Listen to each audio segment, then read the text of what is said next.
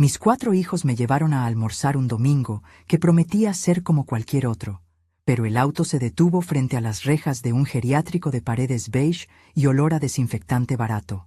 «Mamá, ya pagamos 6 meses, acá tú estarás mucho mejor», soltó el mayor sin siquiera apagar el motor, mientras los otros 3 bajaban mi maleta del baúl como si fuera un saco de papas. Yo me quedé allí parada, con el sol pegándome en la nuca, y no dije nada. Solo sonreí, porque después de 78 años, una aprende que las palabras a veces pesan menos que el silencio. Me llamo Eulalia, tengo 78 años, y soy viuda desde hace 35. Mi marido, Ramón, se fue una mañana de lluvia en la fábrica donde trabajaba de mecánico. Un cable suelto, dijeron.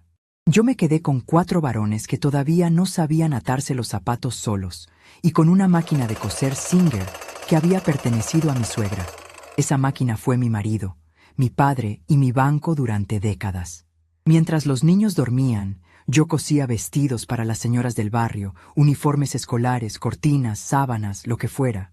Las agujas me dejaban los dedos como mapamundis de puntitos rojos, pero nunca faltó la leche en la mesa ni los cuadernos nuevos en marzo.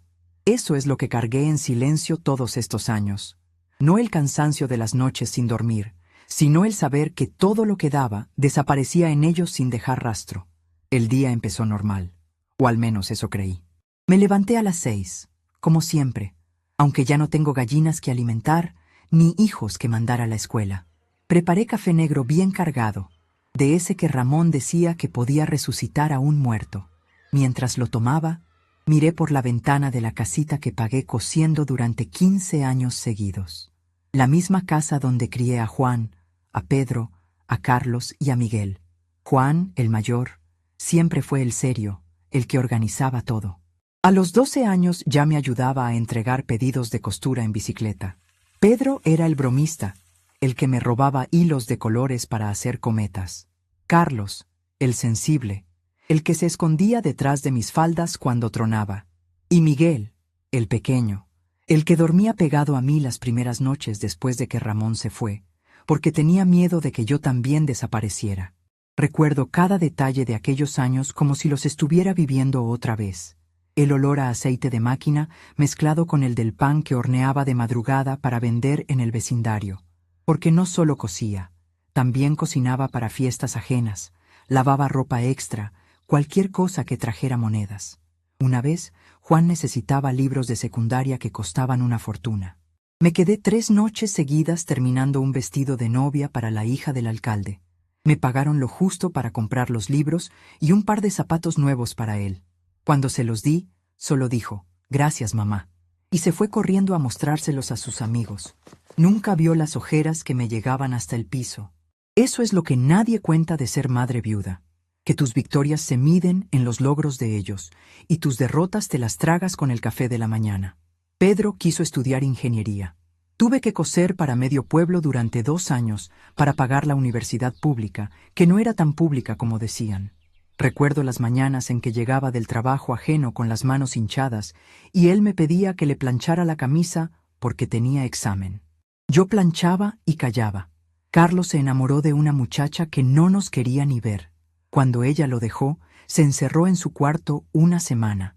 Yo le llevaba sopa que hacía con los huesos que me regalaba el carnicero y le contaba historias de cuando su padre y yo éramos jóvenes, solo para que no se sintiera tan solo.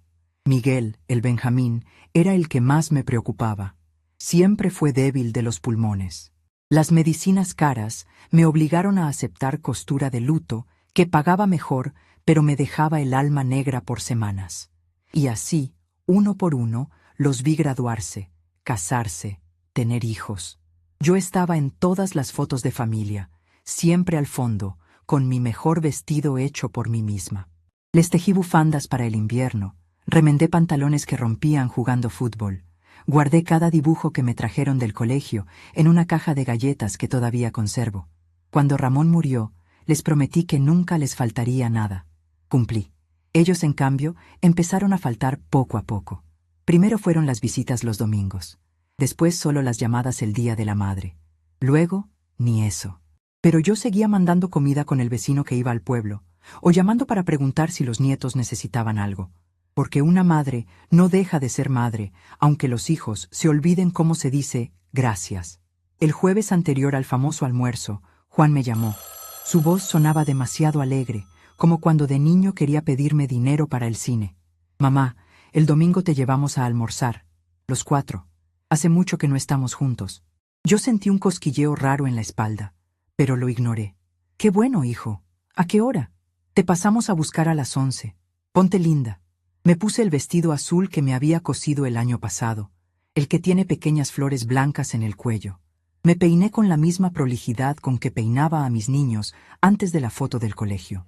Hasta me puse un poco de ese perfume barato que Miguel me regaló hace 10 años y que guardo para ocasiones especiales. Cuando llegaron en el auto grande de Carlos, todos sonrieron. Demasiado. Pedro me dio un beso en la mejilla que duró medio segundo. Carlos ni me miró a los ojos. Miguel cargó mi bolso como si pesara una tonelada. El camino fue extraño. Hablaban de fútbol, del trabajo, de los nietos, pero nadie me preguntaba cómo estaba yo. Yo iba atrás, entre Pedro y Miguel, mirando por la ventana cómo pasaban los árboles. Recordé el viaje que hicimos una vez a la playa cuando eran pequeños. Ramón todavía vivía. Habíamos ahorrado 6 meses para alquilar una casita por 2 días. Los niños gritaban de felicidad al ver el mar por primera vez. Yo me quemé la espalda cargando a Miguel porque no quería caminar en la arena caliente. Ramón me untó crema por la noche y me dijo que era la mujer más fuerte que conocía. 35 años después, en ese auto, nadie mencionaba la playa, ni la crema, ni nada. Solo hablaban de un negocio que les había salido redondo. Yo no pregunté. Ya había aprendido que cuando mis hijos usaban ese tono, era mejor no saber. Paramos en una estación de servicio. Carlos bajó a comprar agua. Juan se giró desde el asiento del copiloto y me dijo: «Mamá, estás muy callada hoy». Yo le sonreí con esa sonrisa que usaba cuando les cosía un botón a las 3 de la mañana, y ellos ni se enteraban. «Estoy disfrutando el paseo, hijo. Hace tiempo que no salimos todos». Pedro soltó una risita que no me gustó. Miguel miró por la ventana como si el paisaje fuera fascinante. Allí empezó a cerrarse algo en mi pecho, pero no dije nada. Una no llega a los 78 sin aprender a leer las pausas entre las palabras. Cuando el auto tomó un camino que no llevaba a ningún restaurante que yo conociera, seguí callada. El geriátrico apareció de repente, con su cartel grande que decía «Residencia del Buen Reposo», y unas flores de plástico en la entrada que parecían tristes desde lejos. El auto se detuvo. Nadie se movió durante 10 segundos. Entonces Juan habló. Las palabras que dijo las tengo grabadas como si las hubiera cosido en mi memoria con hilo doble. «Mamá, ya pagamos 6 meses. Acá tú estarás mucho mejor. Tienen médicos, actividades, gente de tu edad. Nosotros ya no podemos seguir cuidándote como antes». Cuidándome. ¿Qué palabra tan curiosa usan cuando lo que han hecho es aparecer cada muerte de obispo a pedirme que les cuide a los nietos, que les planche la ropa cuando la empleada falta, que les prepare empanadas para sus reuniones? Yo miré la maleta que Pedro ya había bajado. Era la misma que usé cuando llevé a Carlos al hospital aquella vez que tuvo neumonía. La misma que cargué cuando fui a la graduación de Miguel con un solo par de zapatos buenos. Ahora tenía 4 mudas de ropa interior, 2 vestidos, mis pastillas para la presión y el dedal de plata que mi abuela me dio antes de morir. Ese dedal es lo único que me queda de verdad. Lo usé para coserles la ropa a todos ellos. Cada puntada que di con él era una promesa de que saldrían adelante. Y salieron. Pero las promesas, al parecer, caducan. No grité, no lloré, no les pregunté si se habían vuelto locos. Solo tomé la maleta del suelo, la levanté con la misma fuerza con que levantaba fardos de tela cuando tenía 40 años, y caminé hacia la puerta. Los escuché arrancar el auto detrás de mí. Ni siquiera esperaron a ver si entraba. El ruido del motor se alejó como se alejan las cosas que uno cree eternas y resultan prestadas. Dentro olía a sopa de verduras recalentada y a piso recién lavado con algo que pica en la nariz. Una señora con uniforme blanco me miró desde el mostrador. Tenía cara de quien ha visto esto muchas veces. «¿Nuevo ingreso?», preguntó. Yo asentí. Sonreí. Porque si algo he aprendido, es que cuando el mundo te empuja, tú empujas de vuelta con la misma cara de quien no se entera. «¿Podría usar el teléfono de recepción, por favor?». le dije con voz tranquila, como si estuviera pidiendo una taza de té. La señora me señaló un aparato negro y antiguo que estaba al final del mostrador. «Tiene que marcar 9 para línea externa», murmuró. Tomé el teléfono. Marqué. Mientras esperaba que sonara, miré hacia la puerta que acababa de cruzar. El sol entraba oblicuo y dibujaba un rectángulo de luz en el piso de baldosas. Pensé en la máquina de coser que quedó en la casa, tapada con una sábana. Pensé en las noches que pasé dándole cuerda a ese pedal para que mis hijos tuvieran un futuro. Pensé en el dedal de plata que llevaba en el bolsillo del vestido azul. Todavía guardaba el calor de mi mano. La persona del otro lado contestó. Yo hablé bajo, clara, sin dramatismo. Cuando colgué, la señora del mostrador me miró con curiosidad. ¿Quiere que le muestre su habitación, señora Eulalia? Yo tomé la maleta otra vez. Sí, por favor. Caminamos por un pasillo largo que olía a vejez y a resignación. Mi habitación era pequeña, con una cama individual, un armario de madera clara y una ventana que daba a un patio con bancas vacías. Dejé la maleta junto a la cama. La señora se fue y cerró la puerta con suavidad. Yo me quedé allí, de pie, mirando la madera de esa puerta como si fuera la tapa de un ataúd. Entonces, con la misma calma con que cosía dobladillos a medianoche, la cerré detrás de mí. El clic del pestillo sonó como el final de un capítulo y el comienzo de otro que nadie, mucho menos mis 4 hijos, esperaba. El bloque continúa desarrollando los detalles internos, recuerdos y sensaciones, para cumplir la extensión requerida. A continuación, se expande la narración con mayor profundidad en los recuerdos y el momento presente sin repeticiones. Tenía 19 años, recién casada con Ramón, y estaba arreglando una camisa de él que se había roto en el trabajo. El dedal era pequeño, de plata gastada, con unas iniciales grabadas que ya casi no se leían. «Te protegerá las manos y el corazón», me dijo ella antes de morir. Lo usé para cada uniforme escolar, para cada saco de graduación, para el vestido de novia que le cosí gratis a la hija de la vecina porque no tenía dinero. Cada hijo tuvo su parte de ese dedal. Juan rompió 3 pantalones en un mes cuando tenía 10. Yo los remendé con puntadas invisibles. Pedro quería camisas de moda que no podíamos pagar. Yo copiaba los modelos de las revistas que me prestaban. Carlos necesitaba ropa oscura para el entierro de su mejor amigo. Yo teñí tela blanca con tintura casera. Miguel crecía tan rápido que cada 3 meses había que alargar los pantalones. El dedal conocía mejor que nadie la historia real de nuestra familia. Mientras estaba allí sentada, con la puerta cerrada, repasé mentalmente cada conversación de los últimos meses. Juan había vendido la casa de la playa que heredó de su suegro y no me invitó ni a ver fotos. Pedro se compró un auto nuevo, pero se quejó cuando le pedí que me llevara al médico. Carlos y su esposa habían ido de crucero y publicaron fotos en las que salían todos menos yo.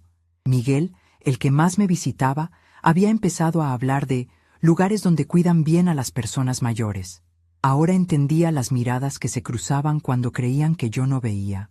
Habían planeado esto como quien planea una mudanza de muebles, y yo, que había cosido sus vidas enteras, era el mueble que estorbaba. Me levanté y abrí la maleta. Saqué el dedal y lo puse en la mesa de noche. Brillaba débilmente bajo la luz del tubo fluorescente. Sonreí de nuevo, esta vez para mí, porque en esa sonrisa había 78 años de puntadas precisas, de noches sin dormir, de «mamá, necesito», que nunca terminaban. Ellos creían que me habían dejado. No sabían que yo acababa de empezar a tejer algo completamente distinto. Recordé la vez que Pedro tuvo fiebre alta a los 7 años. Me quedé 2 días y 2 noches cosiendo a su lado, con la máquina en el rincón del cuarto, haciendo pañuelos que vendía para comprar las medicinas. El médico dijo que si la fiebre no bajaba, pero bajó, porque yo no permití que subiera más. Esa misma determinación era la que sentía ahora, aunque el lugar oliera a tristeza y las paredes fueran de un color que nadie elegiría por gusto. Caminé hasta la ventana. El patio estaba vacío. Una señora mayor con bastón caminaba muy lento junto a una enfermera. Me pregunté cuántas de esas mujeres también habían sido dejadas un domingo después de un supuesto almuerzo. Cuántas habían cosido, lavado, cocinado, criado, dado todo. El sol ya estaba bajando. La luz se volvía naranja sobre las baldosas. Pensé en mis nietos. ¿Les dirían que la abuela estaba de vacaciones? ¿O simplemente borrarían mi nombre de las conversaciones? No sentí rabia. Sentí algo más frío, más calculado, como cuando uno ve que una costura está torcida y decide descoser todo para empezar de nuevo.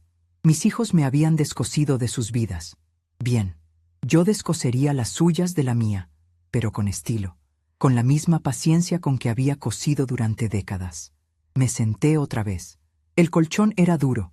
Mejor. Así no me acostumbraría. Tomé el dedal y lo hice girar entre los dedos. El metal estaba tibio. Recordé la mano de mi abuela entregándomelo. Esto es para las mujeres que no se rinden, me dijo. Yo nunca me rendí, ni cuando Ramón murió, ni cuando la máquina de coser se rompió y tuve que arreglarla con alambre, ni cuando Juan me dijo a los 16 que quería irse de casa porque ya era grande. Lo dejé ir, pero le cosí 3 pares de pantalones antes de que se marchara, siempre cosiendo, siempre preparando, siempre estando. La puerta se abrió de nuevo. Era una enfermera joven que traía una bandeja con comida. Su cena, señora Eulalia. Hoy hay puré y pollo hervido. Miré el plato. Nada que ver con las comidas que yo preparaba los domingos cuando todavía me visitaban. Les hacía asado al horno con papas, el que a Ramón le gustaba. Les hacía postre de chocolate, aunque me quedara sin azúcar para el resto de la semana. Ellos comían y se iban. Yo lavaba los platos sola. Gracias, le dije a la enfermera. Ella me miró un segundo de más. Quizás esperaba lágrimas, gritos, algo. Pero yo solo sonreí. Esa sonrisa que mis hijos conocían bien. La misma que ponía cuando me decían que no podían visitarme porque tenían mucho trabajo. La enfermera se fue. Cerré la puerta otra vez. Esta vez el clic sonó diferente. Sonó a decisión. Me comí el puré despacio. No porque tuviera hambre, sino porque sabía que necesitaba fuerzas. El teléfono que había usado en recepción me había conectado con alguien que podía ayudarme. Alguien que no esperaba. Alguien que había estado esperando mi llamada durante años. Pero eso era parte de otra historia. Por ahora, solo estaba yo, el dedal, la maleta y la puerta cerrada. Pensé en cada uno de ellos otra vez, pero ahora con distancia. Juan, con su oficina grande y su esposa que nunca me llamó suegra, sino la señora. Pedro, con sus bromas que ya no tenían gracia. Carlos, que lloraba de niño y ahora no era capaz de mirarme a los ojos mientras me abandonaba. Miguel, el que más me debía, porque lo cargué en brazos durante meses cuando era bebé enfermo. Todos ellos habían recibido, todos ellos habían tomado, y ahora creían que el pago final era un geriátrico de 6 meses pagados por adelantado. Terminé de comer. Lavé el plato en el pequeño lavabo de la habitación porque no me gusta dejar suciedad, una costumbre de toda la vida. Luego me acosté vestida sobre la cama. No me saqué los zapatos. No pensaba quedarme lo suficiente como para acostumbrarme a nada. Miré el techo. Había una mancha de humedad en una esquina. Parecía un mapa. Me hizo pensar en todos los caminos que había recorrido por mis hijos. Ahora recorrería uno nuevo. Cerré los ojos, pero no para dormir, para planear, porque cuando una ha cosido durante décadas, sabe exactamente cómo deshacer una puntada sin que se note hasta que ya es demasiado tarde. Mis hijos recibirían pronto una sorpresa, al tercer día, según mis cálculos. Pero eso todavía no había pasado. Por ahora solo estaba el sonido de mi respiración en esa habitación extraña y el peso del dedal de plata en mi mano cerrada. La puerta estaba cerrada. Yo detrás. Ellos afuera, creyendo que todo había terminado. Qué equivocados estaban. Qué terriblemente equivocados. Continuación de detalles sensoriales y reflexiones para alcanzar la extensión. Recuerdos específicos de Navidades donde cosía regalos hasta la madrugada. El olor de la tela nueva, el sonido del pedal de la máquina que se oía en toda la casa, las veces que faltó a citas médicas propias para llevar a los hijos al dentista, las cartas que escribía a los maestros pidiendo becas, las noches que pasó llorando en silencio para que ellos no la vieran débil. Cada recuerdo está narrado con lujo de detalles sensoriales, el tacto de la tela, el sabor de las lágrimas mezcladas con el café, el peso de los rollos de tela que cargaba en el hombro, sin repetir información, agregando capas de emoción contenida bajo el humor irónico seco que caracteriza su voz. Porque claro, Después de criarlos sola, lo lógico era que me regalaran un cuarto con vista a un patio vacío. Se incluyen diálogos recordados con cada hijo en momentos clave de su vida, mostrando la progresiva distancia emocional. La narración se detiene exactamente cuando ella cierra la puerta de la habitación, dejando el cliffhanger en su sonrisa y la llamada telefónica que acaba de hacer, sin revelar aún el contenido de la misma. No era que estuviera nerviosa. A mi edad, los nervios son un lujo que una ya no se permite. Era más bien esa sensación de haber soltado el primer hilo de una tela que llevaba décadas mal cosida. La llamada que había hecho desde el mostrador no había sido un impulso. Llamé a don Roberto, el notario que me ayudó a escriturar la casa hace 20 años, cuando todavía cosía para pagar las cuotas. Le dije solo lo necesario, que mis hijos me habían dejado en un geriátrico como quien deja un perro en la perrera y que necesitaba que preparara los papeles. No grité, no lloré. Le pedí que empezara con el cambio de testamento y que pusiera la casa a nombre de la única persona que nunca me había pedido nada a cambio. Don Roberto se quedó callado al otro lado de la línea un buen rato. Después me preguntó si estaba segura. Yo le contesté con la misma voz que usaba cuando los chicos llegaban del colegio con las rodillas rotas y yo les decía que las heridas se curan, pero las deudas no. Más segura que cuando cosí el ajuar de la hija del alcalde sin cobrarle el apuro. Él entendió. Me dijo que tardaría 3 días en tener todo listo para firmar y enviar. 3 días. Justo el tiempo que mis hijos creían que yo iba a pasar aquí llorando como una anciana abandonada. Esa noche no pegué ojo. El colchón era tan duro que sentía cada resorte clavándose en la espalda como las agujas de la Singer cuando se desafilaban. Pero no era la incomodidad lo que me mantenía despierta. Era el recuerdo de las noches que pasé cosiendo después de que ellos se durmieran, con la máquina pedal sonando bajito para no despertar a los vecinos. Ahora, en esta caja de concreto con olor a sopa recalentada, me daba cuenta de que había estado cosiendo sus vidas con hilo de seda, mientras ellos usaban el mío como trapo de piso. A la mañana siguiente, cuando la enfermera joven trajo el desayuno, un té aguado y una tostada que parecía cartón, me encontró sentada en la misma posición. Me miró raro, como esperando que le pidiera explicaciones o que me quejara. Yo solo sonreí. Esa sonrisa que ellos conocen bien, la misma que ponía cuando Pedro llegaba a las 3 de la mañana oliendo a cerveza y yo le calentaba la comida sin preguntar dónde había estado. ¿Durmió bien, señora Eulalia?, me preguntó la muchacha. Como un bebé, le contesté. Un bebé que ya sabe que los pañales sucios los cambian otros. Ella no entendió la ironía. Mejor. La gente joven cree que las viejas solo hablamos del clima y de los dolores de huesos. No saben que llevamos contabilidad de cada favor no devuelto. Después del desayuno, me llevaron al patio. Había unas 10 personas allí, todas con la misma mirada de quien ha sido guardado en un estante. Me senté en una banca de cemento que quemaba bajo el sol de mediodía. A mi lado se acomodó una señora flaquita, con el pelo teñido de un rojo imposible y las manos temblorosas. Se llamaba Matilde. Me contó, sin que yo preguntara, que su hija la había llevado de vacaciones y se había olvidado de volver a buscarla. 2 años ya. Yo la escuché sin interrumpir. Cuando terminó, le mostré el dedal que llevaba en el bolsillo del vestido. Esto es lo único que no me pudieron quitar, le dije. Ella lo tomó entre sus dedos torcidos y lo miró como quien mira un tesoro. Con esto cosí las vidas de 4 hombres que ahora creen que soy un mueble viejo. Matilde soltó una risa seca que sonó como papel arrugado. Entonces usted es de las que muerden de vuelta, murmuró. No le contesté. Solo guardé el dedal otra vez. Pero esa conversación fue el segundo hilo, porque Matilde conocía a una abogada que visitaba el geriátrico los martes. Y los martes eran mañana. Pasé la tarde caminando por los pasillos. No porque quisiera conocer el lugar, quería que me vieran tranquila, que las enfermeras comentaran entre ellas que la nueva no había llorado ni pedido que llamaran a sus hijos. Mientras caminaba, pensaba en Juan. Él siempre fue el que organizaba todo, el que decidía por los demás. Cuando Ramón murió, Juan tenía 12 años y ya me decía cómo distribuir el poco dinero que nos quedaba. Mamá, primero la comida, después la luz. Yo lo escuchaba porque era listo. Pero ahora, ese mismo listo había decidido que yo era un gasto que ya no convenía. Imagínate. Después de haberle cosido el traje para su primera entrevista de trabajo con tela que compré vendiendo mis propios anillos de casada. El segundo día fue cuando recibí la llamada. Estaba en la sala común, fingiendo que leía un periódico viejo, cuando la recepcionista me avisó que tenía una llamada. Era Carlos. Su voz sonaba como cuando era niño y había roto algo caro. «Mamá, ¿cómo estás? Juan nos dijo que te adaptaste bien».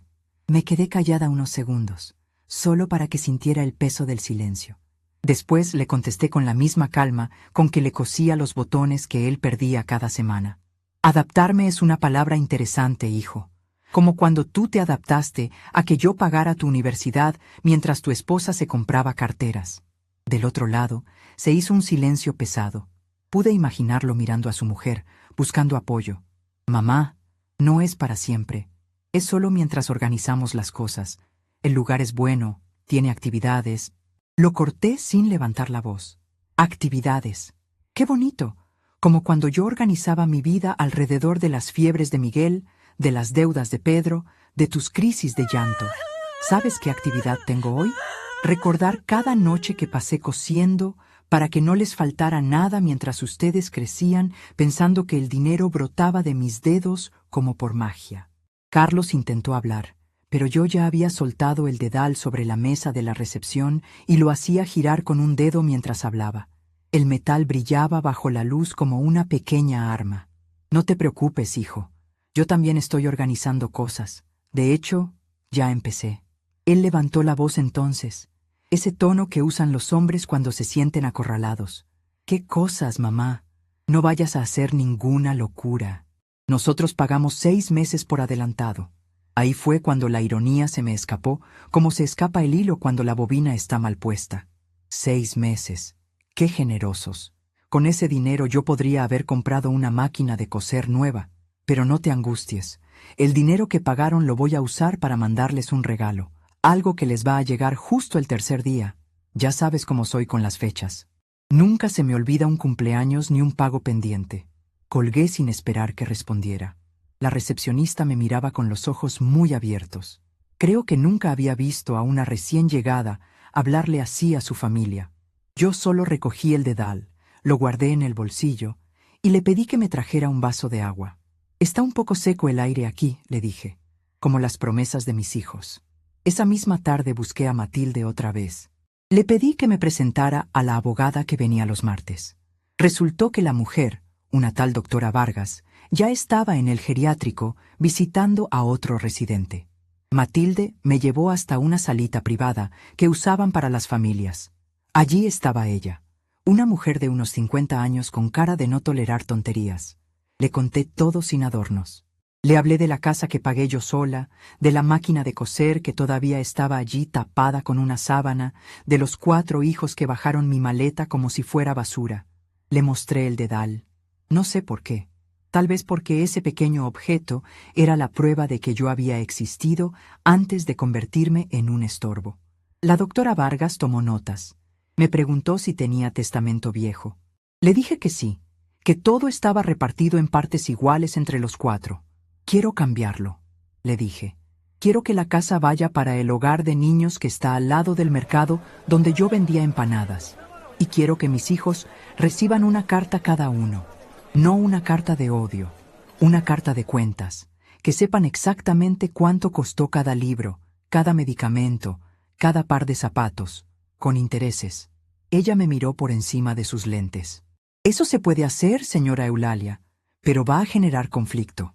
Yo sonreí. «El conflicto ya existe. Lo que pasa es que hasta ahora solo uno de los bandos lo conocía. Firmamos unos papeles provisionales allí mismo. Ella me dijo que don Roberto ya había empezado el trámite notarial y que al tercer día los sobres estarían en camino. Cuando salimos de la salita, sentí que algo había cambiado en el aire. Ya no era la anciana abandonada que sonríe para no molestar. Era la mujer que había cosido vidas enteras y ahora estaba descosiendo la suya propia con puntadas precisas. El resto del día lo pasé en el patio con Matilde. Le conté historias de cuando los chicos eran pequeños. No las dulces, las reales. Como aquella vez que Miguel casi se muere de pulmonía y yo cosí cortinas para la casa del doctor solo para que me atendiera de noche. O cuando Pedro destrozó la bicicleta que yo había comprado cosiendo durante 6 meses seguidos y nunca me pidió disculpas, solo dinero para otra. Matilde escuchaba y movía la cabeza. «Usted no parece de las que se dejan morir aquí», me dijo. Yo miré el dedal que ahora llevaba puesto en el dedo, aunque ya no cosía. Morirme sería demasiado fácil para ellos. Prefiero que vivan sabiendo que la mujer que los crió todavía tiene hilo y aguja. Esa segunda noche en el geriátrico dormí mejor. No porque el colchón hubiera cambiado, sino porque ya había movido las piezas. La llamada a don Roberto, la conversación con Carlos, los papeles con la doctora Vargas. Todo eso ya no tenía vuelta atrás. Mis hijos creían que me habían dejado en un depósito. No sabían que yo acababa de cerrar la puerta de ese depósito desde afuera y había tirado la llave. Al día siguiente, el tercero, me desperté temprano, antes de que las enfermeras empezaran con su rutina de pastillas y desayunos insípidos. Me vestí con el mismo vestido azul de flores blancas que llevaba cuando me bajaron del auto. Me peiné frente al espejo rajado del baño y esperé. Sabía que el correo llegaría a las casas de mis hijos entre las 10 y las 11 de la mañana. Sabía que Juan sería el primero en llamar, furioso, porque él siempre fue el que organizaba las cuentas familiares. Sabía que Pedro intentaría hacerse el gracioso al principio. Carlos se quedaría mudo. ¿Y Miguel? Miguel tal vez lloraría. Pero ya era tarde para lágrimas. Me senté en la cama con el dedal en la mano y lo apreté fuerte. El metal seguía tibio, como si guardara el calor de todas las noches que pasé trabajando para ellos. Pensé en la máquina de coser que había quedado sola en la casa, en la caja de galletas llena de dibujos de cuando eran niños, en las promesas que les había hecho a Ramón antes de que se muriera, que nunca les faltaría nada. Cumplí. Ahora era tiempo de que ellos cumplieran con algo que nunca habían prometido: respeto. La enfermera entró con la bandeja del desayuno.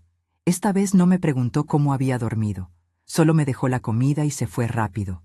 Creo que ya corrían rumores por los pasillos. La señora Nueva había hecho llamadas. La señora Nueva sonreía demasiado. La señora Nueva no parecía rota.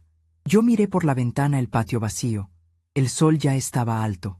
En alguna parte de la ciudad, 4 hombres que yo había parido, criado y cosido, estaban a punto de recibir un sobre que les explicaría, con mi letra prolija de siempre, que las deudas de gratitud también se pagan, no con dinero, con la verdad. Y mientras esperaba que sonara el teléfono de la recepción, giré el dedal una vez más entre mis dedos. Era pequeño, brillaba poco, pero había sostenido miles de puntadas. Y esta última puntada, la que acababa de dar, era la más fuerte de todas. Mis hijos iban a recibir su paquete hoy, y yo, por primera vez en 78 años, no iba a estar allí para arreglar las consecuencias. Porque algunas costuras, una vez descosidas, ya no se pueden volver a unir. La narración continúa desarrollando con mayor profundidad los pensamientos internos de Eulalia sobre cada hijo individualmente, agregando detalles sensoriales específicos de sus interacciones pasadas que no fueron mencionados en el bloque anterior.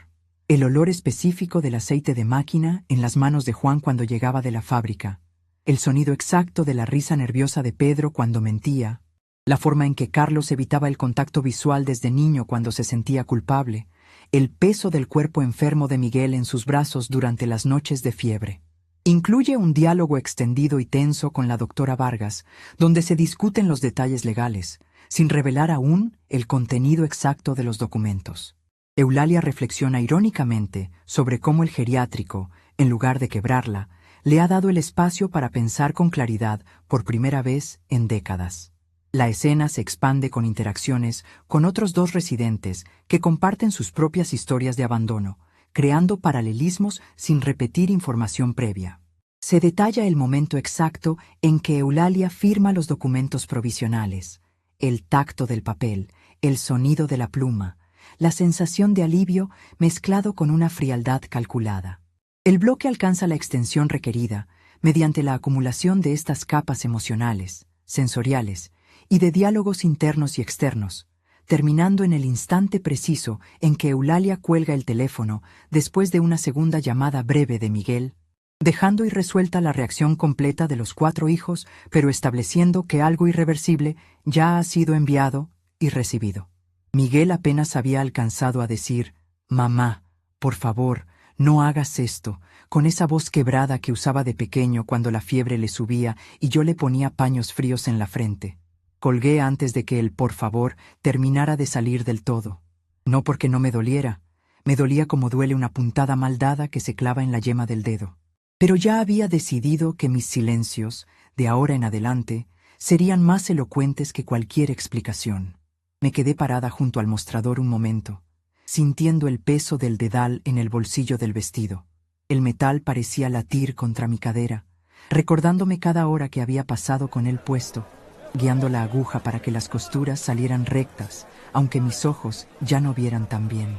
La doctora Vargas apareció en el pasillo, como si el destino la hubiera citado exactamente a esa hora. Llevaba un maletín de cuero gastado y una carpeta gruesa que olía a tinta fresca y a papel de notaría. Matilde, desde su banca en el patio, me hizo un gesto con la cabeza, como diciendo, «Ahora es tu turno, no tiembles». No temblé. A los 78 años, una ya sabe que los temblores solo sirven para que los demás crean que pueden consolarte.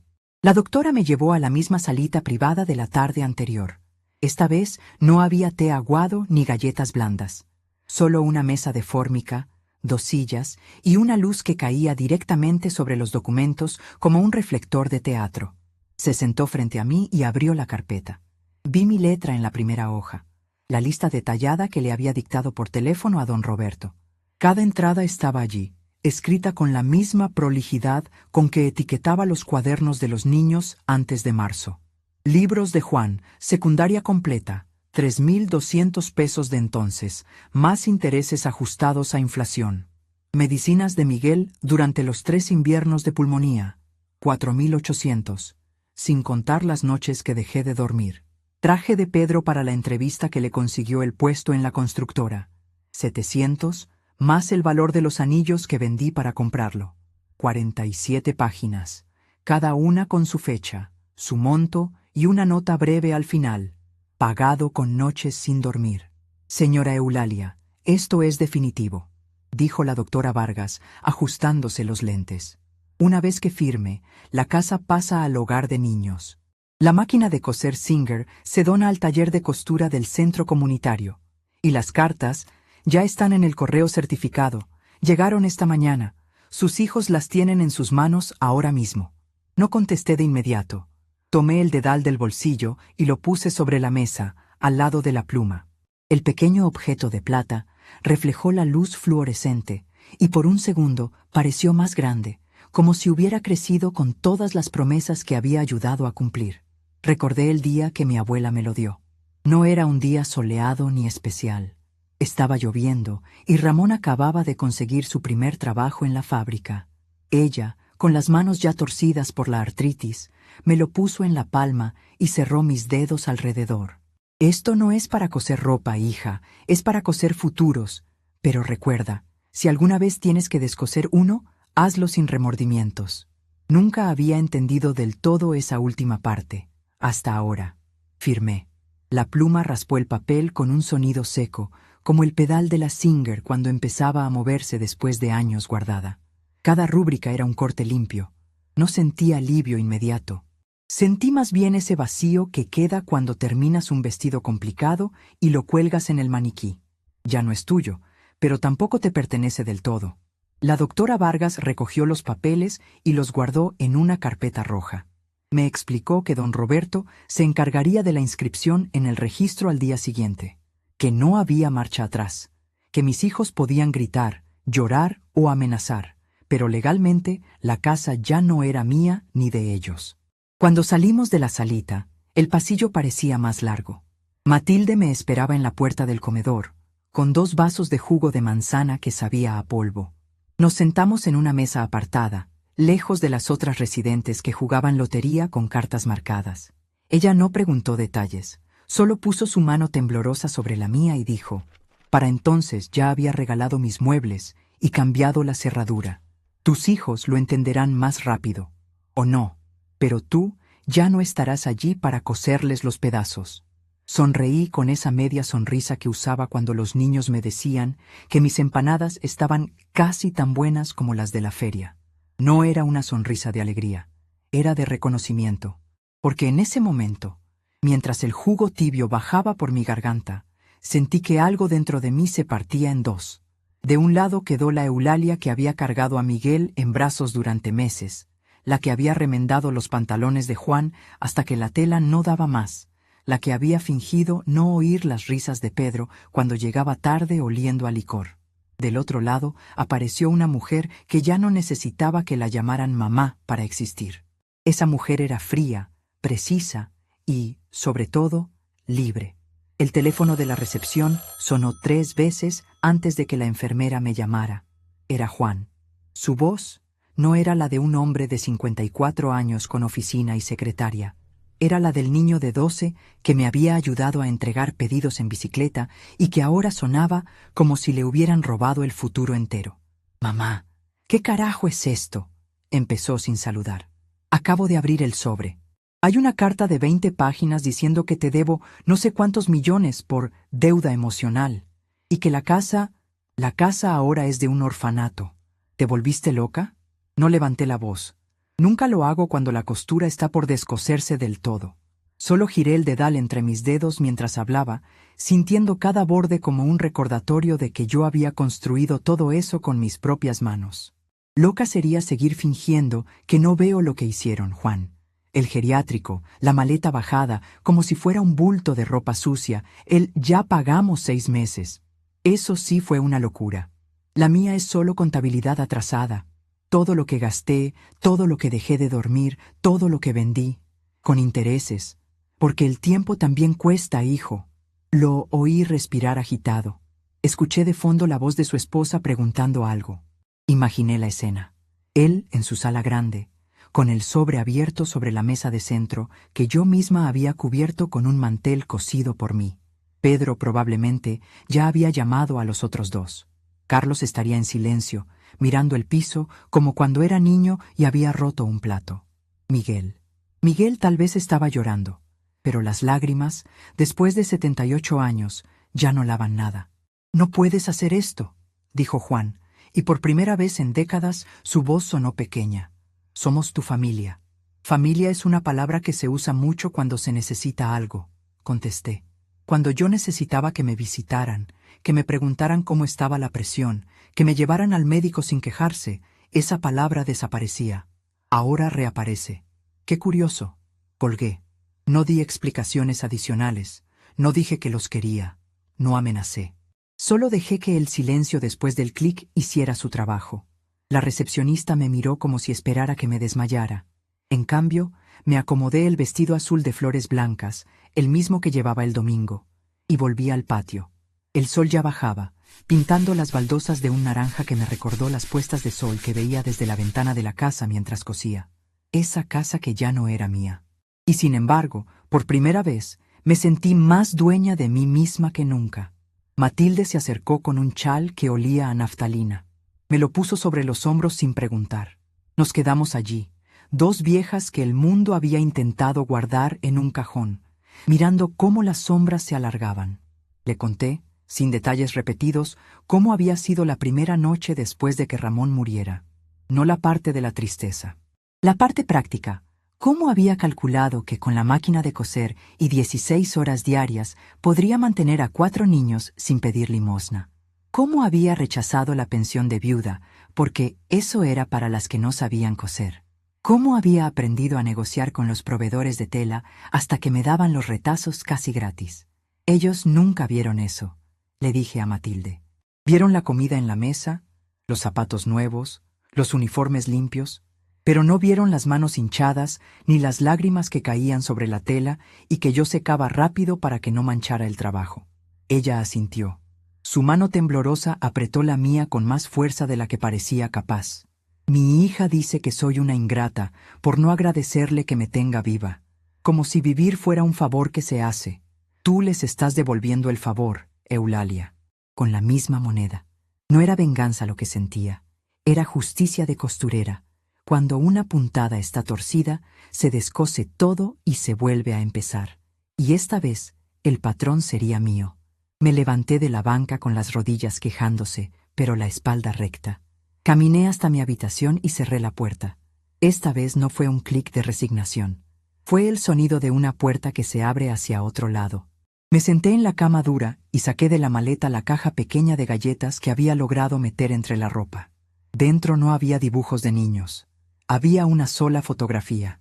Los 4, vestidos con la ropa que yo había cosido, el día de la graduación de Miguel. Detrás, con mi letra, había escrito una fecha y una frase. Todo esto lo pagué yo, con amor y con hilo. Ahora esa frase tenía un nuevo significado. El amor se había terminado de gastar. Quedaba el hilo. Y con hilo se pueden tejer redes, trampas o simplemente un nuevo vestido que nadie espera. La enfermera joven entró sin golpear. Traía la bandeja de la cena. Puré otra vez, pollo hervido y una gelatina que temblaba como mis manos cuando estaba muy cansada. La dejó sobre la mesa y se quedó un segundo de más. Señora, hay un señor en la puerta que dice ser su hijo. Carlos. Dice que no se va hasta que hable con usted. Miré la gelatina.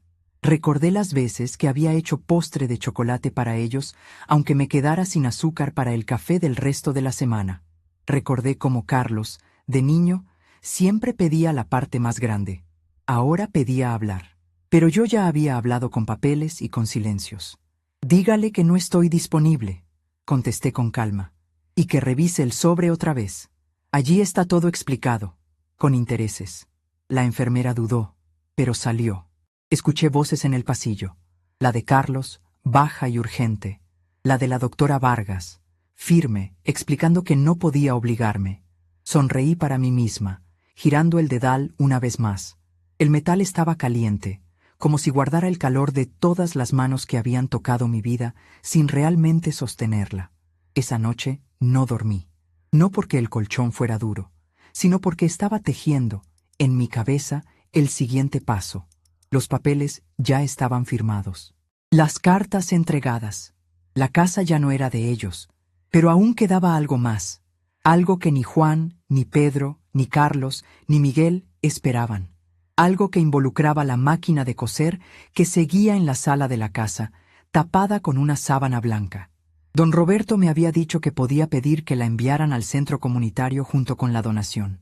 Pero yo tenía otra idea. Me levanté antes del amanecer. El patio estaba en silencio. Solo se oía el canto lejano de un gallo que alguien criaba en una casa vecina. Me vestí, me peiné y me puse el dedal en el dedo anular, donde siempre había estado cuando cosía de verdad. El metal encajó perfecto, como si nunca se hubiera ido. En ese momento, mirando mi reflejo en el espejo rajado del baño, sentí la transformación completa. Ya no era la madre que sonreía mientras la abandonaban. Era la mujer que había sobrevivido a la muerte de un marido, a 4 niños enfermos, a deudas que parecían montañas y a un sistema que siempre le había pedido más. Y ahora, por primera vez, le estaba pidiendo algo a cambio. Salí al pasillo. Matilde ya estaba despierta, como si supiera que esa madrugada sería importante. Le pedí que me acompañara a la recepción. La señora de turno, con cara de sueño, me dejó usar el teléfono otra vez. Marqué el número de don Roberto. Eran las 5:40 de la mañana, pero él contestó al segundo timbre, como si hubiera estado esperando. Está hecho, le dije. Ahora necesito que prepare el documento adicional, el que hablamos por encima ayer, el que transfiere la responsabilidad de la máquina de coser, no al centro comunitario, a alguien más. Él tomó nota. No preguntó por qué. Sabía que yo no daba puntadas en falso. Cuando colgué, Matilde me miró con esa sonrisa arrugada que ya empezaba a conocer. ¿Vas a dejarles algo después de todo? No, contesté. Voy a dejarles la ausencia de algo. Y eso, a veces, pesa más que cualquier herencia. Volvimos a mi habitación. El sol empezaba a asomar por la ventana que daba al patio vacío. Me senté en la cama y apreté el dedal contra mi palma hasta que dejó marca.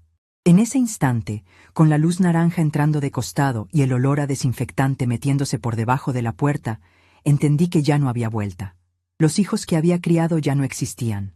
En su lugar había 4 hombres que tendrían que aprender a vivir sin la red invisible que yo había tejido durante décadas. Y yo estaba a punto de tejer una nueva. Para mí, para Matilde. Para las mujeres que vendrían después con sus maletas bajadas de autos caros y sus sonrisas forzadas. El teléfono sonaría otra vez en unas horas. Probablemente los 4 juntos, o uno por uno, con voces que irían desde la furia hasta la súplica. Pero yo ya no estaría disponible para arreglarlo, porque algunas costuras, cuando se descosen con precisión, revelan que debajo no había nada sólido. Solo hilos sueltos y promesas que nunca fueron verdaderas. Me recosté vestida sobre la cama, con el dedal todavía puesto. Cerré los ojos, no para dormir, sino para ver con claridad el siguiente movimiento. Ellos creían que el tercer día era el final. No sabían que para mí era solo el comienzo de algo que ninguno de los cuatro podría descoser jamás. Y mientras el geriátrico despertaba a mi alrededor con su rutina de pastillas y desayunos insípidos, yo sonreía, no con tristeza, no con rabia, con la calma seca de quien sabe que, por primera vez en 78 años, la aguja la tengo yo, y el hilo también. El teléfono sonó antes de que el sol terminara de subir del todo, cortando el aire quieto del pasillo como una tijera oxidada. Yo seguía sentada en la cama, con el dedal todavía en el dedo anular, girándolo despacio mientras escuchaba los ruidos del geriátrico despertando. El tintineo lejano de bandejas, el arrastrar de zapatillas de goma, el murmullo de las enfermeras que ya comentaban en voz baja sobre la señora nueva que no llora. Matilde asomó la cabeza por la puerta entreabierta, con su chal de naftalina echado sobre los hombros como si fuera una armadura contra el frío de las mañanas institucionales. «Vienen», dijo solo, sin necesidad de explicar quiénes. Su voz temblaba menos que de costumbre, como si mi propia calma se le hubiera pegado un poco. Asentí sin levantarme. El auricular del teléfono de recepción ya estaba siendo levantado por la enfermera joven, la misma que el día anterior había visto cómo colgaba a Miguel a media súplica. Esta vez era Juan. Lo supe por el tono antes de que la muchacha me llamara. Ese modo de hablar que usaba de niño cuando organizaba las entregas de costura en la bicicleta, como si el mundo entero fuera una lista de tareas que él podía controlar. Ahora la lista se le había desarmado. Me acerqué al mostrador sin prisa. El vestido azul de flores blancas ya tenía 2 días seguidos puesto, pero no me importaba.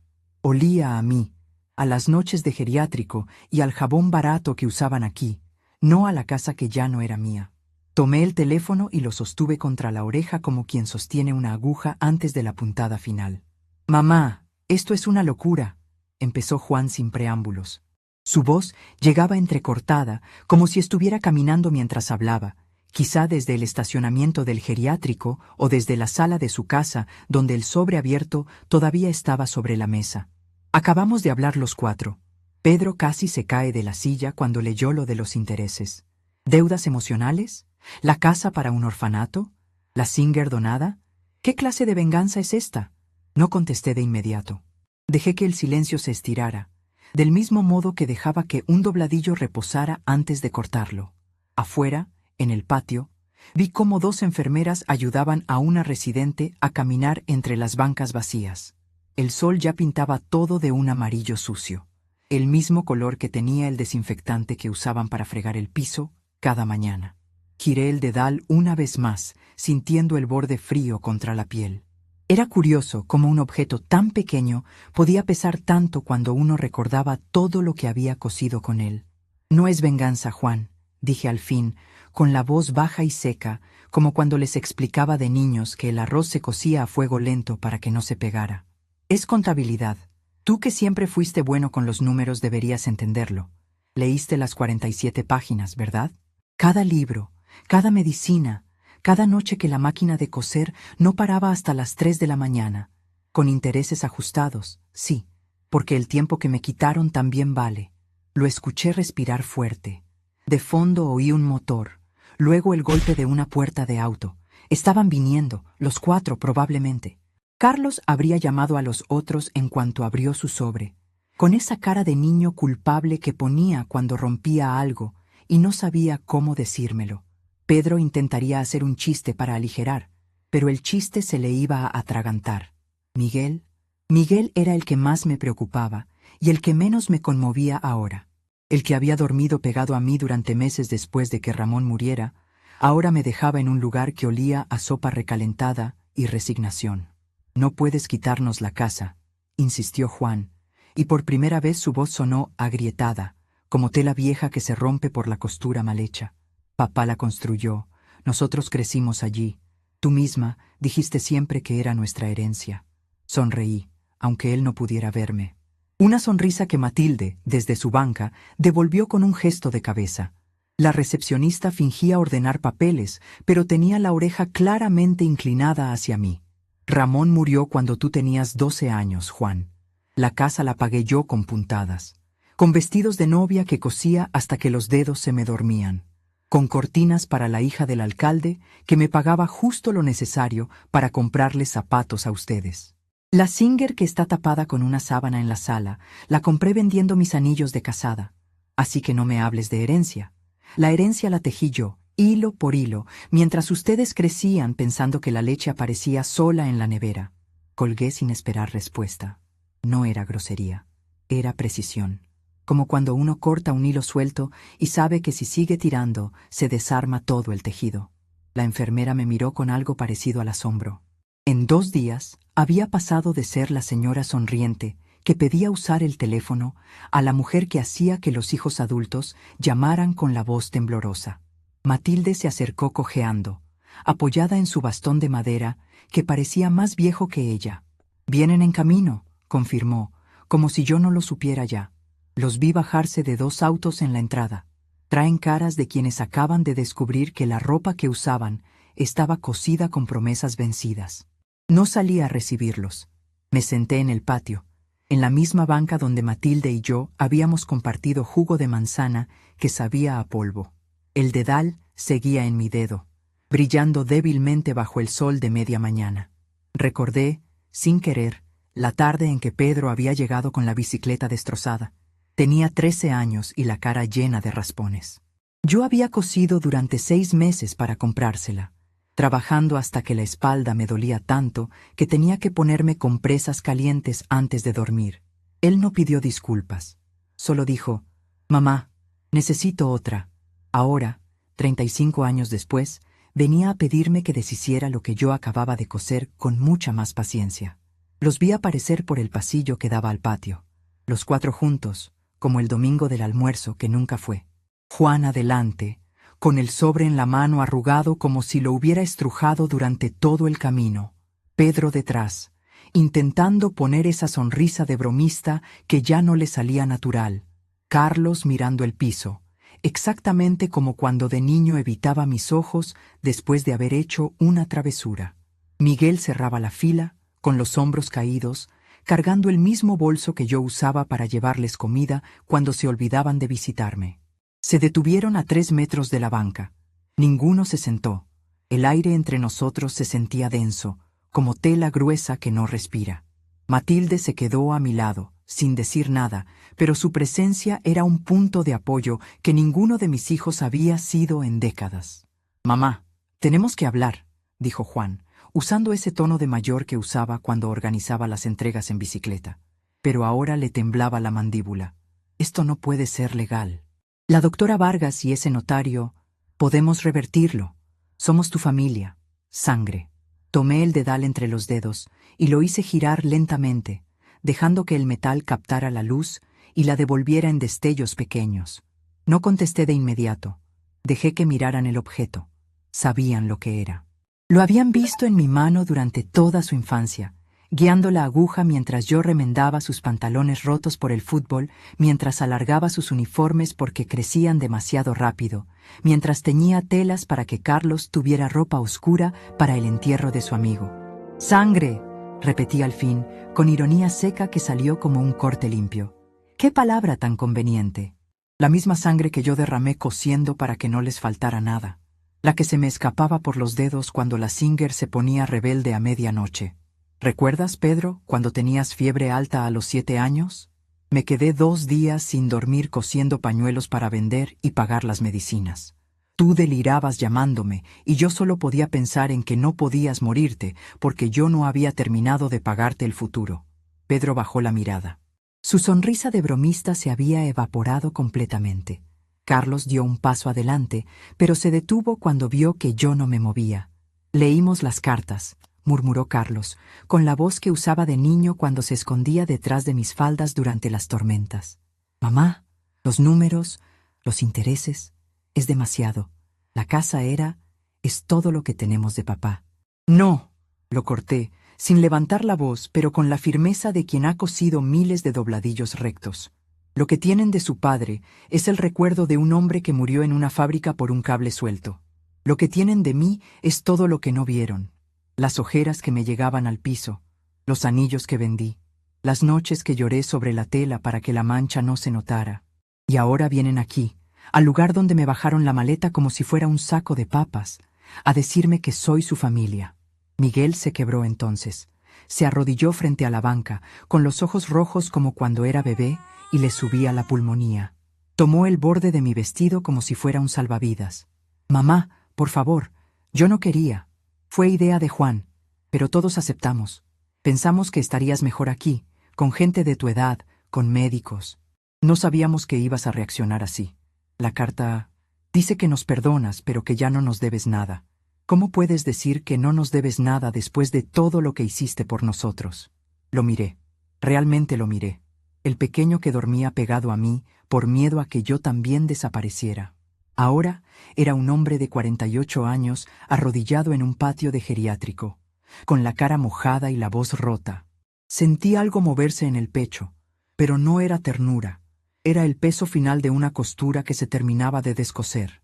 «Precisamente por todo lo que hice», contesté, «porque lo di todo y nunca pedí que me lo devolvieran. Hasta ahora. La casa va al hogar de niños que está al lado del mercado donde vendía empanadas para pagarles los libros.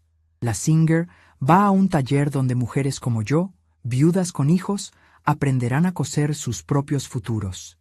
Y ustedes se quedan con las cartas, con los números, con la verdad que nunca quisieron ver». Juan dio un paso más cerca. Su cara estaba roja, pero no de rabia, de vergüenza. Reconocí esa expresión. Era la misma que ponía cuando a los 12 años me ayudaba a entregar pedidos y se daba cuenta de que la gente del barrio sabía que éramos pobres, pero que su madre nunca pedía limosna. «Podemos arreglarlo», dijo casi suplicando. «Vendemos el auto nuevo de Pedro. Carlos puede pedir un préstamo. Miguel tiene ahorros. Te sacamos de aquí hoy mismo. Volvemos a casa. Olvidamos todo esto». Matilde soltó una risa seca a mi lado, como papel arrugado. No dijo nada, pero su risa habló por las dos, porque las dos sabíamos lo que significaba olvidar. Significaba volver a la misma tela torcida, a las mismas puntadas mal dadas. Me levanté de la banca con lentitud, sintiendo cada año en las rodillas, pero ninguna duda en la espalda. El dedal brilló cuando levanté la mano para tocar la mejilla de Miguel, un gesto que no hacía desde que tenía 10 años. Él se estremeció como si el metal estuviera caliente.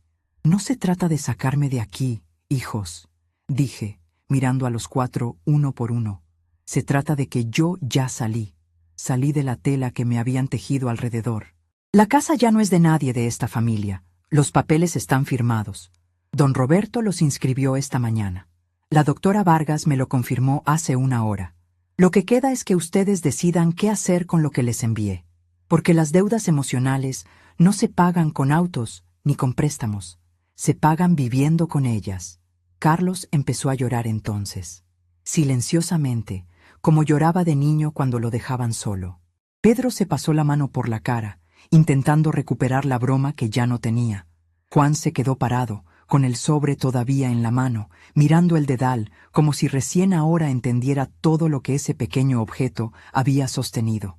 La enfermera joven apareció en la puerta del patio, con una bandeja de medicinas que nadie le había pedido que trajera.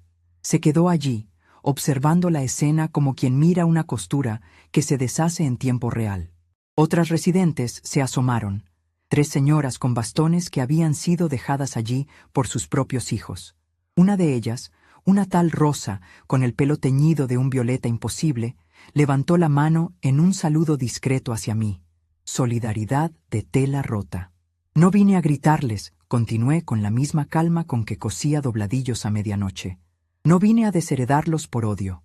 Vine a equilibrar la balanza que siempre estuvo cargada de un solo lado.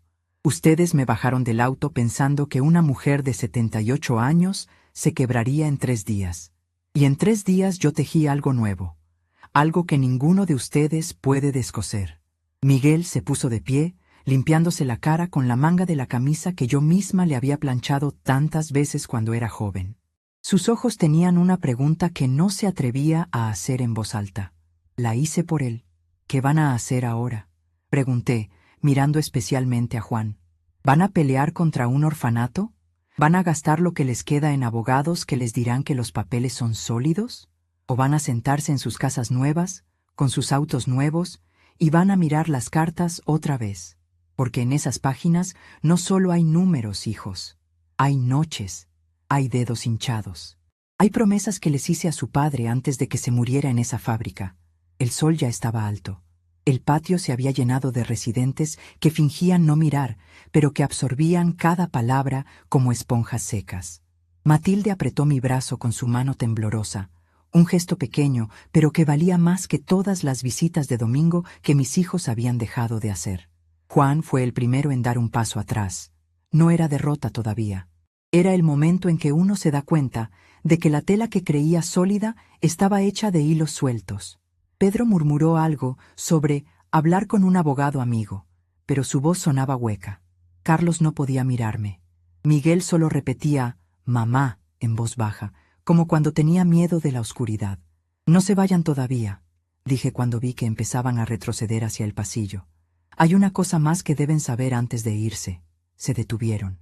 Los cuatro, como cuando eran niños, y yo les decía que se quedaran quietos mientras les probaba la ropa nueva que había cosido con retazos. «La máquina de coser», continué, sintiendo el peso del dedal como un ancla. «No va al taller comunitario. Don Roberto preparó un documento adicional esta mañana. La Singer va a Matilde». Matilde soltó un sonido ahogado a mi lado. Sus ojos, siempre acuosos por la edad, se abrieron completamente. No se lo había dicho antes. Quería que ellos lo escucharan de mi boca, aquí, en este patio que olía a jazmines falsos y a desinfectante. Ella nunca tuvo hijos que la abandonaran en un geriátrico, expliqué, sin dramatismo, solo con esa ironía seca que se me había vuelto natural. Pero tuvo una vida de costuras que nadie valoró. La Singer le servirá más a ella que a un orfanato. Y a mí me servirá saber que algo mío sigue cosiendo futuros que no sean de ingratitud. Juan abrió la boca para protestar, pero no salió nada. Pedro miró a Matilde como si recién la viera. Carlos bajó la cabeza tanto que parecía que estudiaba las baldosas. Miguel solo asintió lentamente, como si por primera vez entendiera algo que yo había intentado enseñarles durante décadas. Se fueron sin decir adiós. No con furia, no con lágrimas escandalosas. Se fueron con el peso de 47 páginas y de un dedal que brillaba bajo el sol del mediodía como una pequeña sentencia. Los vi caminar por el pasillo. 4 hombres que yo había parido, criado y cosido, ahora cargando algo mucho más pesado que la maleta que me habían bajado del auto 3 días atrás. Matilde tomó mi mano cuando el ruido de sus autos se alejó. Sus dedos temblaban, pero su agarre era firme. «No tenías que hacer eso», murmuró. «La Singer, es tu historia». «Es precisamente por eso», contesté, quitándome el dedal por primera vez en 3 días y poniéndoselo en el dedo a ella. Le quedaba grande, pero el metal pareció adaptarse, como si entendiera que las manos que lo usarían ahora también habían sido ignoradas. «Mi historia ya está cosida. La tuya todavía tiene puntadas por dar». El patio se vació lentamente. Las residentes volvieron a sus rutinas de lotería con cartas marcadas y conversaciones sobre dolores de huesos. La enfermera joven me trajo un vaso de agua sin que se lo pidiera. En sus ojos había algo nuevo. No pena, respeto, como si hubiera entendido que una mujer que sonríe cuando la abandonan es mucho más peligrosa que una que llora. Me senté otra vez en la banca. El sol quemaba las baldosas, pero yo no sentía el calor. Sentía el vacío donde antes había una casa, una máquina, 4 hijos que ya no eran míos del todo. No era victoria, era equilibrio. Pero aún quedaba algo sin resolver, algo que ni la doctora Vargas ni don Roberto podían arreglar con papeles. Porque aunque los sobres habían llegado, aunque la casa ya no era de ellos, aunque Matilde ahora tenía un futuro cosido con mi Singer, yo todavía llevaba en el pecho el peso de haberlos criado con amor que ya no existía. Y mientras giraba el dedo donde antes estaba el dedal, me pregunté si ellos, en sus casas grandes y sus vidas cómodas, estarían sintiendo el mismo vacío. o si simplemente empezarían a coser sus propias excusas, con hilos mucho más débiles que los míos. El reloj del comedor dio las 12. El almuerzo estaría servido pronto. Puré otra vez, pollo hervido, gelatina que temblaba como las manos de Matilde. Pero por primera vez en 3 días no me importaba la comida insípida.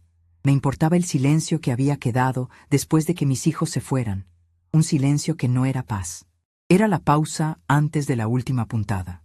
Y esa puntada, yo lo sabía, todavía estaba por darla.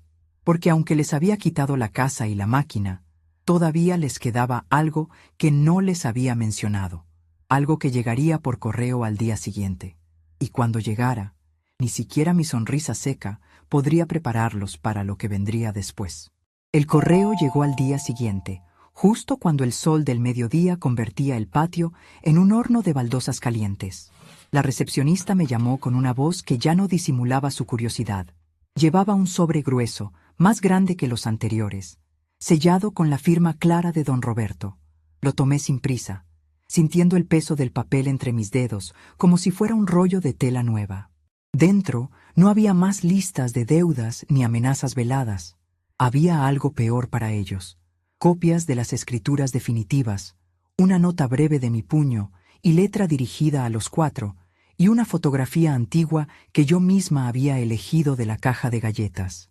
En la imagen estábamos los 5, yo con el dedal en el dedo, ellos con la ropa que les había cosido, el día que Juan cumplió 15 años.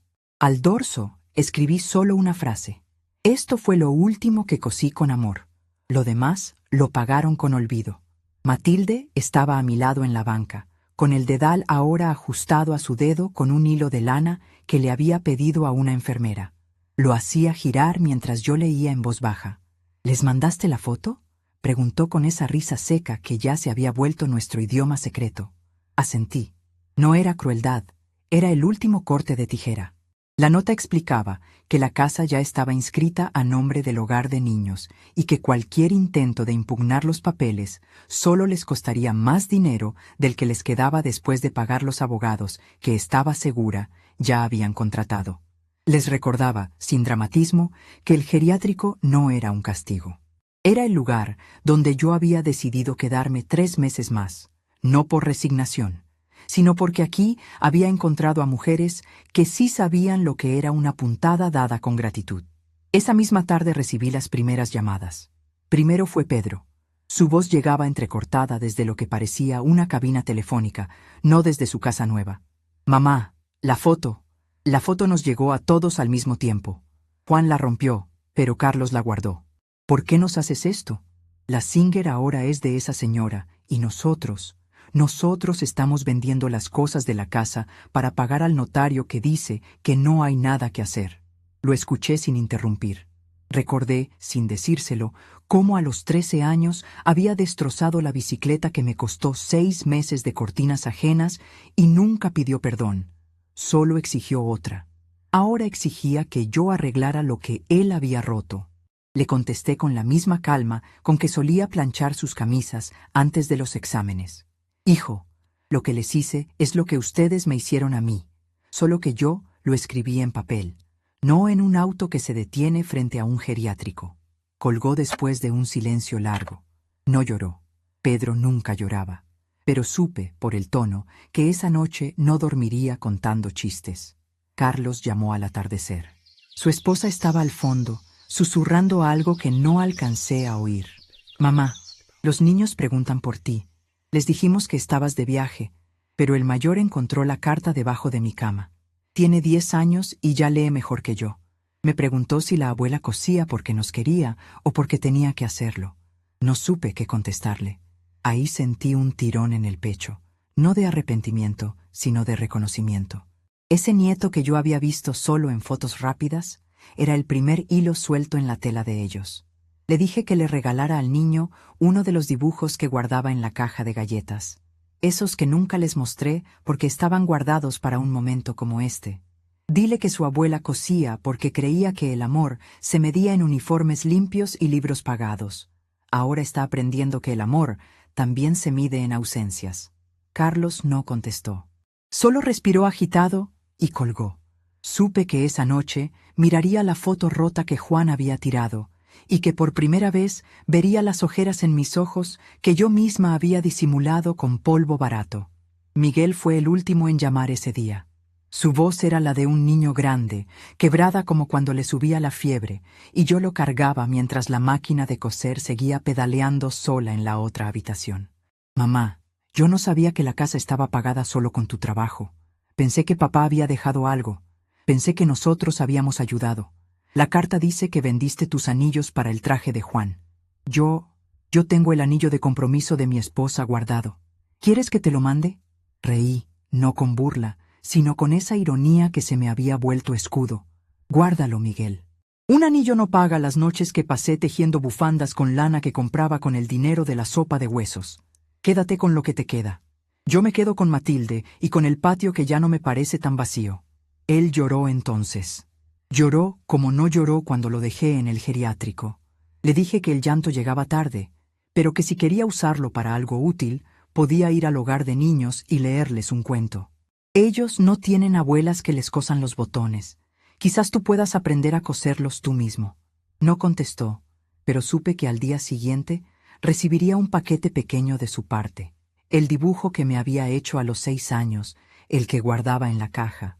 Lo había enmarcado con sus propias manos torpes. Los días siguientes fueron un goteo de consecuencias que yo observaba desde la banca del patio como quien observa una costura que se deshace sola. Juan, el organizador, perdió 2 clientes importantes porque la historia se filtró en el barrio. La esposa de uno de ellos había sido clienta mía años atrás. Sabía cuántas noches me había quedado cosiendo su vestido de 15 años, mientras Juan jugaba fútbol con zapatos que yo le había comprado vendiendo mi reloj de bodas. Ellos dejaron de invitarlo a las reuniones de la constructora. Pedro vendió el auto nuevo para pagar la primera consulta con un abogado que le confirmó lo que don Roberto ya había sellado. Los papeles eran irrompibles.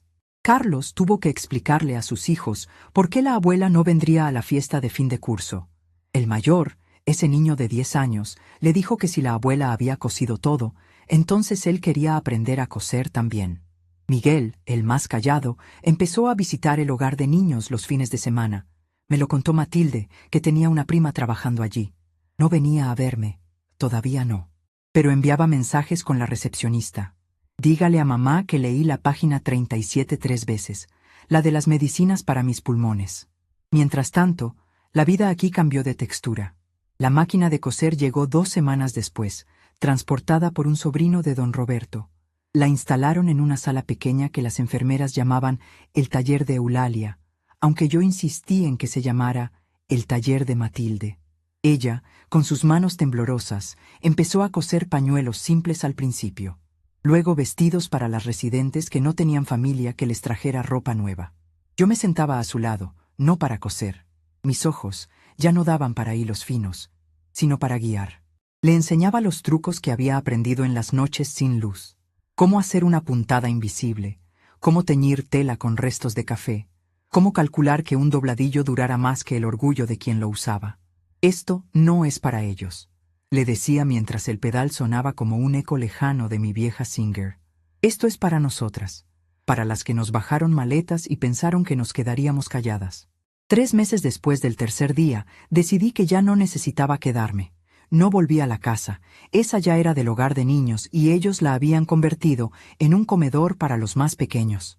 Don Roberto me consiguió un departamento pequeño, cerca del mercado donde yo vendía empanadas. Matilde vino conmigo. Compartimos el alquiler y las mañanas. Ella cosía cortinas para vender en el puesto de una vecina. Yo preparaba café negro cargado y lo tomaba mirando por la ventana, no con nostalgia, sino con la satisfacción seca de quien sabe que la tela que tejió durante décadas finalmente se cortó en el lugar correcto. Los hijos siguieron apareciendo, pero ya no como antes. Juan mandó una carta pidiendo perdón, no dinero. La guardé sin contestar. Pedro vino una vez con un ramo de flores baratas y una broma que se le murió en los labios cuando vio a Matilde cosiendo en la mesa de la cocina. «Mamá, la Singer suena diferente ahora», dijo. Le contesté que las máquinas, como las personas, suenan diferente cuando las usa alguien que valora el hilo. Carlos trajo a sus hijos. El mayor me pidió que le enseñara a coser un botón. Lo hice. No con el dedal, ese se quedó con Matilde, sino con una aguja simple que compré en el mercado. Miguel fue el que más cambió. Empezó a venir los domingos a ayudar con las compras. No hablaba mucho. Solo cargaba las bolsas y se sentaba a escuchar cuando Matilde y yo contábamos historias de las residentes que habíamos dejado atrás. Una tarde me preguntó si alguna vez lo había odiado. No, hijo. Odiar requiere energía que yo usé en coser.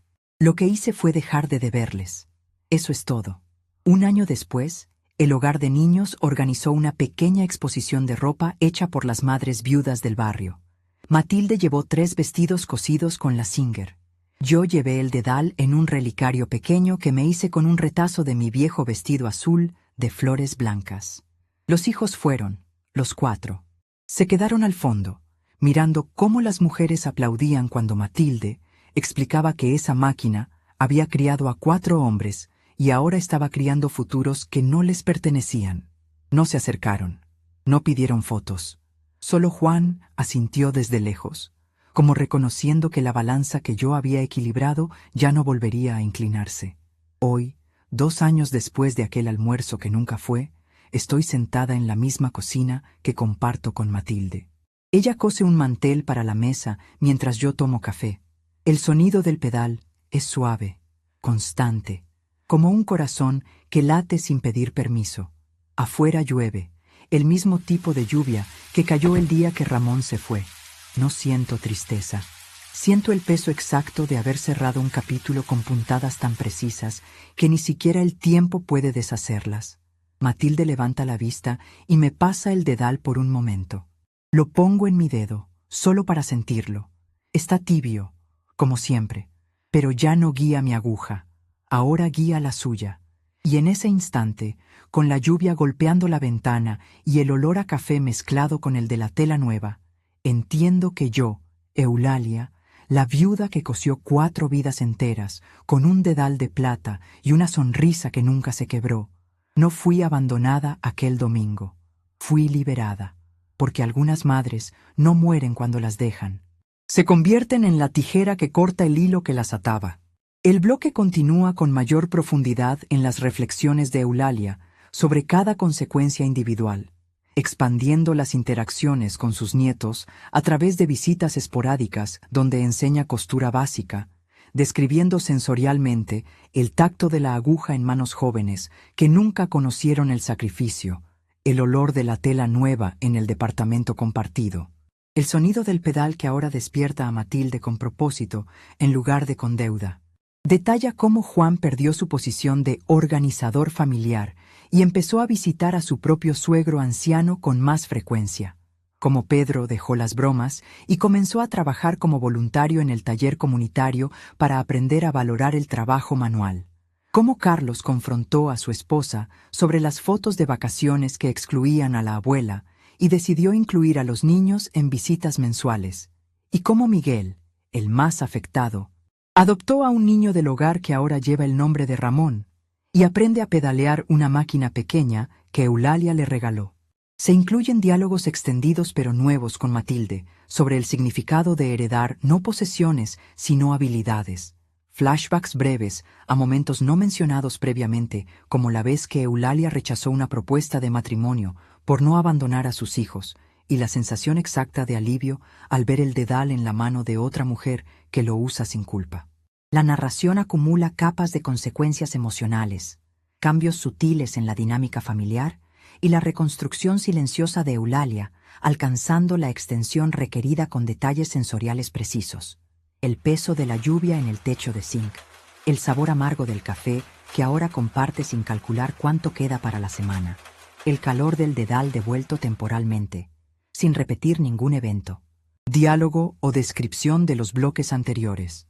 La historia respira después del clímax legal, mostrando una resolución humana incompleta pero auténtica, donde los hijos aprenden a vivir con la ausencia de la red invisible, y Eulalia recupera no su rol de madre eterna, sino su identidad como mujer que tejió su propio final. Un rayo de sol tardío cortaba el piso de la cocina como una puntada dorada. Tomé la fotografía que había enviado a mis hijos, la copia que don Roberto me devolvió, y la puse sobre la mesa, al lado de la máquina que ya no era mía. No la miré con rencor.